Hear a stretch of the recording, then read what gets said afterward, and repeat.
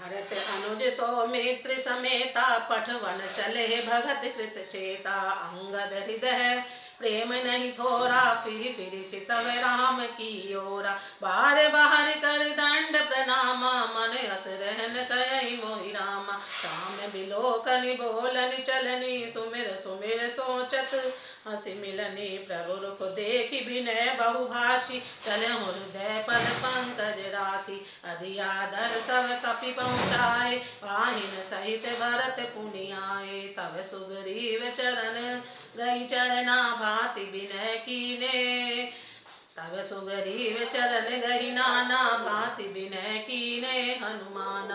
तीन दस करी रघुपति पद सेवा पुनि तब चरण देखियहु देवा।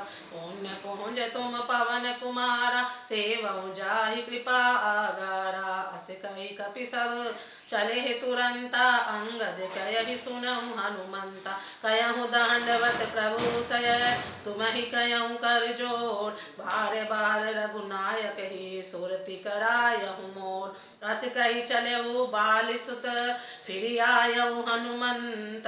तासु प्रीत प्रभु सन कही मगन भये भगवंत। पुलिसै चाहि कठोर अति कोमल कुसुम ही जाई। चित्त खगेश राम कर समुझ परई कहु काही। भक्ति करने को याद करके भरत जी छोटे भाई शत्रुघ्न जी और लक्ष्मण जी सहित उनको पहुंचाने चले। अंगद के हृदय में थोड़ा प्रेम नहीं अर्थात बहुत अधिक प्रेम है। वे फिर श्री राम जी की ओर देखते हैं और बार बार दंडवत प्रणाम करते। मन में ऐसा आता है कि श्री राम जी मुझे रहने को कह दें।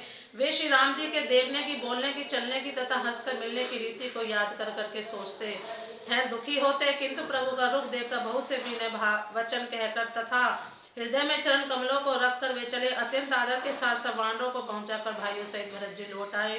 तब हनुमान जी ने सुग्रीव के चरण पकड़कर अनेक प्रकार से विनती की और कहा, हे देव, कुछ दिन श्री रघुनाथ जी की चरण सेवा करके मैं आपके चरणों के दर्शन करूंगा। सुग्रीव ने कहा, हे पवन कुमार, तुम पुण्य की राशि हो जो भगवान ने तुमको अपनी सेवा में रख लिया। जाकर कृपा धाम श्री राम जी की सेवा करो। सब वानर ऐसा कहकर तुरंत चल पड़े। अंगद ने कहा, हे हनुमान जी सुनो, मैं तुमसे हाथ जोड़कर कहता हूँ, प्रभु से मेरी दंडवत कहना और श्री रघुनाथ जी को बार बार मेरी याद कराते रहना।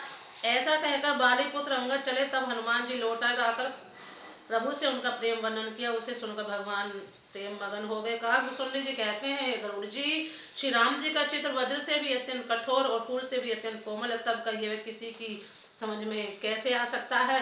पुण्य कृपाल लियो बोल निषादा दीने भूषण बसन प्रसादा। जाहु भवन मम सुमिरन करहूँ मन क्रम बचन धर्म अनुसरहूँ। तुम मम सखा भरत सम भ्राता सदा रहूँ पुर आवत जाता। वचन सुनत उपजा सुख भारी परहु चरण भरि लोचन बारी। चरण नलिन उर धरि ग्रह आवा प्रभु सुबाहु परि जननी सुनावा।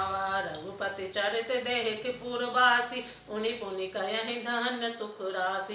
राम राज बैठे त्रैलोका हर्षित भय गए सब शोका। बर न कर काहू सन कोई राम प्रताप विषमता खोई। वर्णाश्रम निज निज धर्म निरत वेद पथ लोक। चलहि सदा पावहि सुखहि नहीं भय शोक न रोग। फिर कृपालु श्री राम जी ने निषाद राज को बुला लिया और उसे भूषण वस्त्र प्रसाद में दिए। फिर कहा, अब तुम भी घर जाओ, हाँ मेरा स्मरण करते रहना और मन वचन तथा कर्म से धर्म के अनुसार चलना। तुम मेरे मित्र हो और भरत के समान भाई। अयोध्या में सदा आते जाते रहना। यह वचन सुनते ही उसको भारी सुख उत्पन्न हुआ। नेत्रों में आनंद और प्रेम के आंसुओं का जल भरकर वह चरणों में गिर पड़ा। फिर भगवान के चरण कमलों को हृदय में रखकर वह घर आया और आकर अपने कुटुंबियों को उसने प्रभु का स्वागत सुनाया। श्री रघुनाथ जी का चरित्र देखकर अवधपुरवासी बार बार कहते हैं कि सुख की राशि श्री रामचंद्र जी धन्य हैं। श्री रामचंद्र जी के राज्य पर प्रतिष्ठित होने पर तीनों लोग हर्षित हो गए। उनके सारे शोक जाते रहे। कोई किसी से वैर नहीं करता। श्री रामचंद्र जी के प्रताप से सबकी विषमता, आंतरिक भेदभाव मिट गई। सब लोग अपने अपने वर्ण और आश्रम के अनुकूल धर्म में तत्पर हुए सदा वेद मार्ग पर चलते हैं और सुख पाते हैं। उन्हें न किसी का बात का भय है, न शोक है, न कोई रोग ही सताता है। प्रेम से बोलो जय श्री राम।